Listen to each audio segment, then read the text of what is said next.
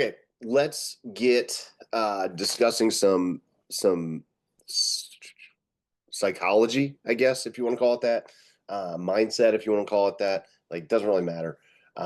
It's an issue with like I like the term framing, like how you put things in frames makes a huge difference as to uh, your ability to deal with it and how you deal with it. It's like we already know that people have who have negative views of stress deal with it negatively, like it affects them negatively, health wise, outcome wise, all those things. If you have a stress and you view it as a negative, then you do poorly with it, right? That stress can be financial, that stress can be physical, that stress can be, you can see it in sports all the time. Like I spend so much time around football players anymore, again, now coaching, that the kids who deal with uh, getting yelled at, getting told that they're not doing stuff right. If they if they see it as a negative and they don't see it as a challenge, then those are the kids that fall off, that continue to spiral, and they don't rise to the occasion, right? That's the difference. Is the kids that see it as a challenge and they're like, hey, you're doing it wrong, I need you to do it right, you got to do it better. Listen, we got a game on Friday, this is not going to cut it, now do it right or you're going to go sit. And the ones that take that is like, all right, okay, let's go, coach, through the gauntlet down. uh, and then they do fine, they come back next play, boom, squared away. They fix what they need to fix, they make the adjustment, and they go because they know that there's a consequence and they don't want to deal with that, right? The kids that don't do that, they view it as like a personal thing, uh, a lot of times, and they don't see it as the challenge, but rather just the stress, and it just makes them freak out. So they're not able to find a way to reroute and fix what needs to be fixed, change what needs to be changed, and then adjust. They can't do that. Um, so then they don't rise to the occasion. They don't end up playing, right? Um, so that's just one example, right? But it's how you frame the stress that matters the most. If your view of the stress is bad, then it won't be good. So why does any of that matter, or what were we talking about in the first place? Um, Discipline. Okay, I've got 100 million books down here, probably have one right here. Jocko Willing, Discipline Equals Freedom, all that kind of stuff. David Goggins, like all that kind of stuff. Very disciplined people talk about discipline a lot, willpower, that kind of stuff. um, you have to understand that if that's one part of it, and that is a part, right? It's not something I'm going to say like you don't need those things and those things aren't real. They are. But here's what you got to understand about it is that very disciplined people really safeguard their environments. How do they do that? They safeguard their environments to make sure that their discipline isn't tested that often, right? So you basically stack the deck in your favor. So if you want to get up early and work out, safeguard your environment. Make sure that like you go to bed and you shut all the lights off. Like you don't watch TV or get on your phone, and you go to bed at a reasonable time so that you can set 3 alarms and get your ass up at 5 a.m. to go work out. And you get your stuff set out the night before, right? So you safeguard your environment by doing the things that need to be done to prep yourself for getting up early. It's not disciplined.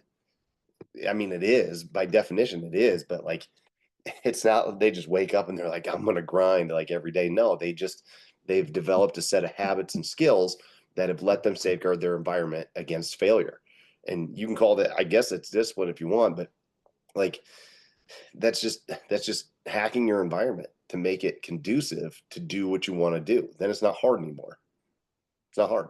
You just do it, right? You just create the habit and you do it. You set your shoes out, they're ready to go. So when you get up at 5, you put your shoes on and you go, or whatever you got to do, right? Whatever you got to do. Same thing's true of meal prep, that kind of stuff. Like, you just hack your environment, make it work. Okay. I hear a lot people say, I just need more discipline. I just need to be more disciplined. I just need to have more willpower. I'm just lazy. I'm not disciplined. Like, those are bad things to say.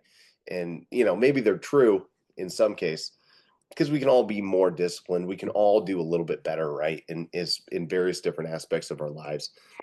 But to frame it in a way that is negative of yourself is not helpful. Okay. It's not helpful. It's probably not true, but it's definitely not helpful. Right. Let's stay with why it's not helpful. If you are looking at something and you are not succeeding, you're trying and you're not succeeding as fast as you would like. And then you look at it and say, God, I'm just a lazy person. I'm just too lazy. I'm just, but you're basically saying that you're a piece of shit. Okay. Um, not accurate. Okay. And just beating yourself up, as much as everybody goes to that place, right? Everybody goes to that place. Like, I was there earlier this week thinking about my business, right? It's like, God, I just got to do better. And I'm like, it's not you. Like, that's a story that you're telling yourself, right? Like, oh, it's just me. I'm just a lazy piece of shit. I'm just not disciplined. If I could just be more disciplined, then I wouldn't be a piece of shit. That's not the case, man. Like, calling yourself names never helps get you anywhere. Nowhere, right? Nowhere. The only thing it's going to move the needle for is like one rep where you get so emotional that you're like, I'm going to deadlift this weight and I'm so mad at myself because I'm going to just rip it off the ground. And maybe you start like crying and getting all emotional and pull the rep off the ground. Like, been there before. It helps for one rep. It's not a long-term strategy. You cannot use the dark side of the force to like will yourself in to like beating yourself like to victory. You can't do it. Okay. You cannot do it. So be cautious of that. Like, you do not want to call yourself names, to, like, paint yourself in a negative light. Like, yeah, we can all be better. That's why we're here. That's why we're doing this stuff, right? That's why I hired coaches. That's why you guys are here. That's like, but you cannot put it in a frame that is negative to yourself, right? Because you are not a lazy person. If you were a lazy person, you wouldn't be here in the first place. You know what I mean? Like, that's just true. That's true also, right? So if you're a lazy person, you wouldn't have a job. You wouldn't have graduated high school or college. You wouldn't have done anything in the military. Like, you wouldn't have completed anything. You wouldn't be a parent. Okay, parents usually, well, I don't know. You wouldn't be a successful parent. Um, because all that shit takes a lot of work, man. It takes a ton of work and takes a ton of discipline and not laziness. Okay, not laziness at all. So you are not a lazy person. Now, there are things that we need to develop habits and systems. That's the issue. So, more or less, what I've seen is that people need systems. They have faulty systems in place, and when things break down, their systems break first, and then they break down second. Here's what I'm talking about. Let's stay on because, as I brought up earlier, let's stay on sleep hygiene. All right. This is a constant struggle for me. You can tell, like, I'm getting over being sick. Um, and a lot of that's because, like, I don't sleep well. And I work on it all the time. Like, it sucks. I hate it. Um, but